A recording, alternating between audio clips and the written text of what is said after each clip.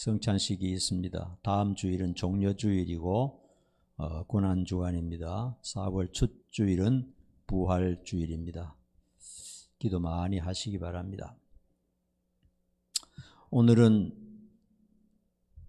주님의 살과 피에 참여하는 성찬식, 이런 제목입니다.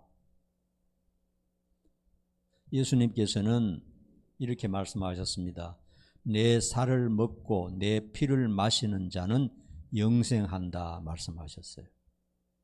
그러나 내 살을 먹지 않고 내 피를 마시지 않는 자는 그 안에 생명이 없다, 그렇게 말씀하셨습니다. 그래서 오늘 성찬식에 참여하면서 주님의 말씀의 뜻을 분명히 알고 참여해서 은혜가 될 수 있기를 바랍니다. 누가복음 22장 19절에 보면 또 떡을 가져 감사기도 하시고 떼어 그들에게 주시며 이르시되 이것은 너희를 위하여 주는 내 몸이라 너희가 이것을 행하여 나를 기념하라 하시고, 주님께서 떡을 떼어 주시면서 이것을 먹으면서 내 몸인 줄 알고 나를 기념하라 이렇게 하셨습니다. 기념하라 하는 말씀을 잘 기억하셔야 되겠습니다. 마태복음 26장 27절에도 보면 또 잔을 가지사 감사기도 하시고 그들에게 주시며 이르시되 너희가 다 이것을 마시라. 이것은 죄 사함을 얻게 하려고 많은 사람을 위하여 흘리는 바 나의 피 곧 언약의 피니라. 이렇게 주님께서 말씀하셨습니다. 성찬식은 이와 같이 주님께서 만드신 것이고 거룩한 예식이며 언제까지 하느냐? 주님께서 재림하실 때까지 지속된다, 이렇게 하셨어요. 중세시대에 어떤 성도들은요, 좀 마음이 걸걸하고 신앙이 약화된다 싶을 때 개인적으로 혼자서 성찬식을 한 경우도 있습니다. 참 의미 있는 일이라고 생각합니다. 개인 성찬 도구가 있어요. 개인 성찬 도구가 있는데 마음이 답답하고 또 죄 유혹을 받고 신앙이 좀 약화된다고 할 때 혼자 꿇어앉아서 하나님 앞에 주님의 살을 먹고 주님의 피를 마시는 그런 성찬 예식을 혼자서 한 사람들도 참 많습니다. 각 교단마다 성찬식의 의미와 방법이 좀 다릅니다. 근데 가장 보편적으로 행해지는 성찬식이 세 가지가 있습니다. 첫째로 로마 가톨릭입니다. 천주교죠. 거기는 떡과 포도주가 사제의 축사로 화학적인 변화를 일으켜서 진짜 예수님의 살과 피로 변한다, 이렇게 생각하면서 성찬식을 합니다. 그러므로 미사가 굉장히 중요하죠. 왜냐하면 예수님의 살을 직접 먹고 예수님의 피를 직접 마시는 것이니까요. 그래서 떡과 포도주를 주님의 살과 피로 변화시키는 기도의 시간이 있습니다. 그 기도 시간이 맞춰지면 떡은 화학적으로 변해서 예수님의 살이 되고 피는 예수님의 피가 된다. 그것을 성도들은 실제로 예수님의 살과 피라고 믿는 것입니다.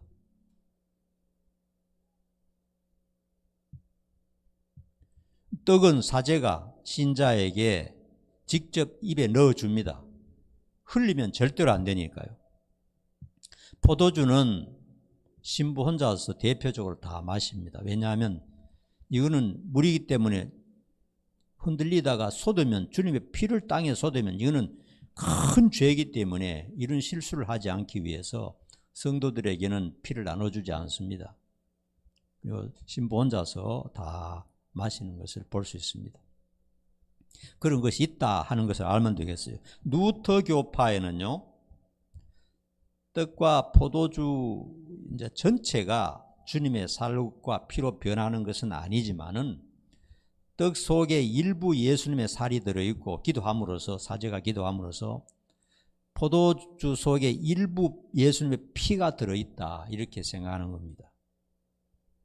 그러니까 성찬식을 너무 중요하게 생각하다 보니까 이제 이런 비현실적인 방법을 만들어내게 된 것입니다. 우리 개신교는요, 떡과 포도주는 그대로 떡과 포도주입니다. 단지 주님의 피 흘리심과 죽으심을 기념하는 것이다. 오늘 본문에도 분명히 말씀하셨죠. 주님의 죽으심을 기념하는 것입니다. 이걸 잘 기억하셔야 됩니다. 누가복음에도 앞에서 읽었고 오늘 본문에도 이것을 분명히 말씀하셨습니다. 이것을 기념하라. 분명히 주님께서 말씀하셨습니다. 그래서 우리는 성찬 이 예식보다 떡이나 포도주도 중요하지만은 그것보다 더 중요한 것은 주님의 말씀을 바로 알고 이해하는 것입니다. 그러므로 개신교의 성찬식은 반드시 설교가 있습니다. 성찬식에 관한 설교가 있고 그것을 분명히 깨닫는 것이 가장 중요한 것입니다. 말씀이 없으면 이거는 성찬식은 개신교에서는 의미가 없는 것입니다. 말씀이 가장 중요한 것입니다. 23절, 24절 한번 올려줘 보세요. 한번 읽어봅시다. 23절, 24절 같이 읽습니다. 시작. 내가 너희에게 전한 것은 주께 받은 것이니 곧 주 예수께서 잡히시던 밤에 떡을 가지사 축사하시고 떼어 이르시되 이것은 너희를 위하는 내 몸이니 이것을 행하여 나를 기념하라 하시고.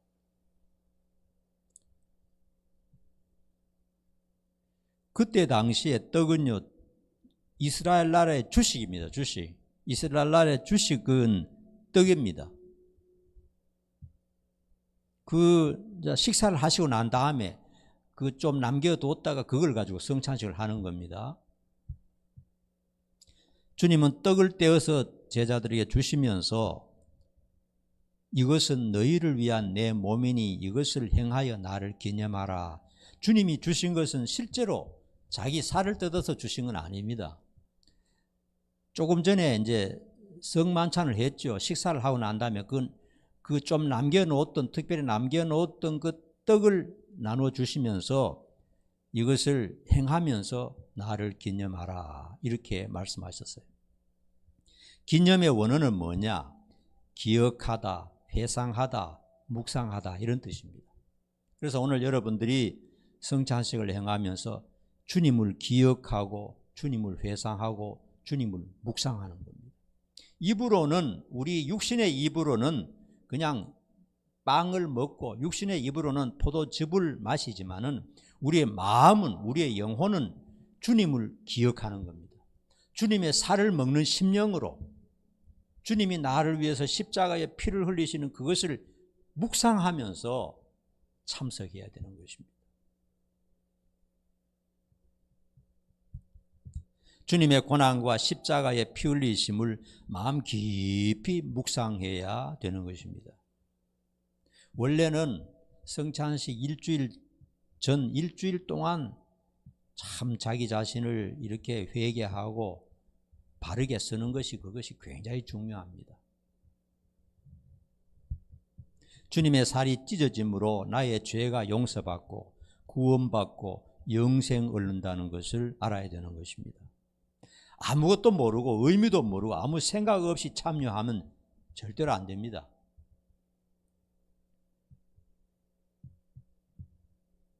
우리가 성찬의 빵을 받을 때 주님께서 나를 살리시려고 주님의 살이 찢어지셨다 하는 사실을 깊이 생각하고 묵상해야 하는 것입니다.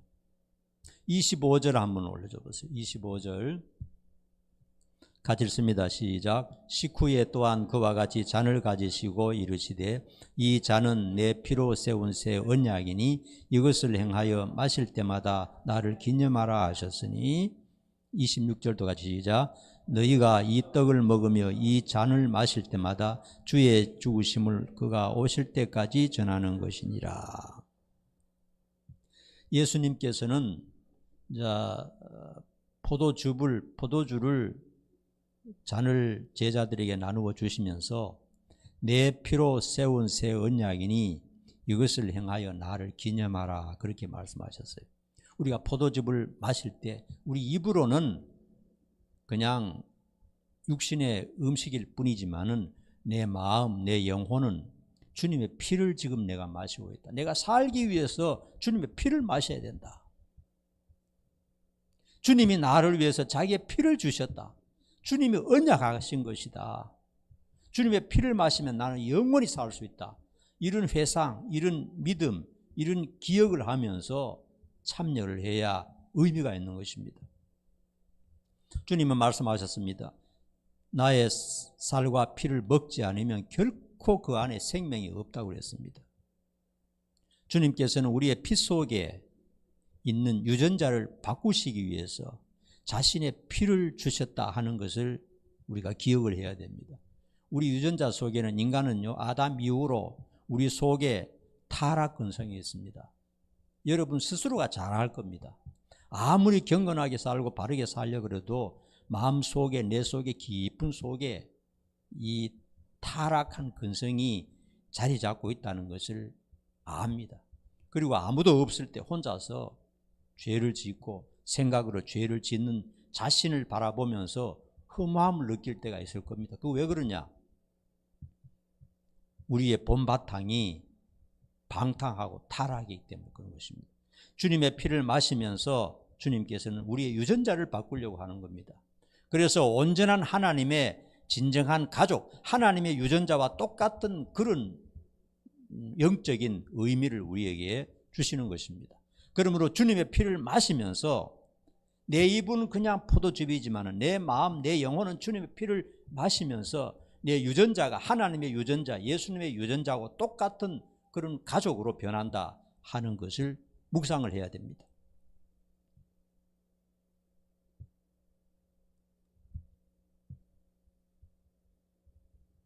그러니까 우리의 감정, 생각, 사상, 목적, 관심이 세상 사람들과는 다른 것입니다.